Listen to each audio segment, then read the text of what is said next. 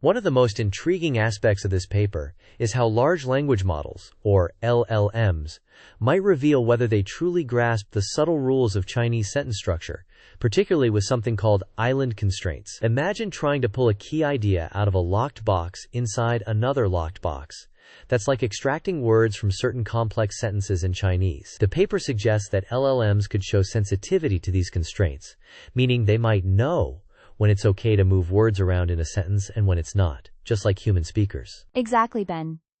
To get to that point, the authors draw from existing theories and propose testing LLMs on Chinese topic constructions. Think of topics as the headline of a sentence.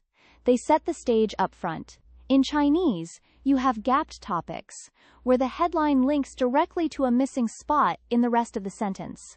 Like saying, fruit, I don't like underscore, implying the gap. And gapless ones, more like fruit, I like apples, where it's connected through meaning rather than a direct whole. The method involves prompting LLMs with sentences that either respect or violate these island constraints, basically feeding them examples and seeing if they rate them as natural or awkward, to mimic human grammatical judgments. Building on that, another fascinating result could be that LLMs differentiate between gapped and gapless topics when it comes to these island rules. For instance, the models might struggle with sentences where you try to extract information from a forbidden zone, like a relative clause, in gapped topics, but handle gapless ones more flexibly. It's like navigating a maze. In gapped constructions, the path is strict and blocked in certain areas, while gapless ones let you take shortcuts through semantic connections. Right, and the process behind this involves adapting experimental syntax methods, inspired by Tian and colleagues. It's not about running the experiments yet, but designing them like a controlled game for the LLMs. You prompt the model with variations of Chinese sentences, some that break island rules. Think of islands as protective barriers around certain sentence parts, and measure how the LLM responds. For example, does it generate coherent continuations or flag errors? This way, we're using the LLM's own predictive abilities to probe their internal grammar brain, mixing technical prompts with everyday language to keep it straightforward. That's cool. Another key finding the paper hints at is how this could challenge the mixed approach to Chinese syntax. LLMs might show that gapless topics don't trigger those island effects, acting more like freely placed ideas rather than moved ones. Picture it as floating decorations versus pieces that have to be glued in place. The models could reveal if they're treating topics as base-generated or moved, giving us clues about universal language rules across cultures. Absolutely, Ben.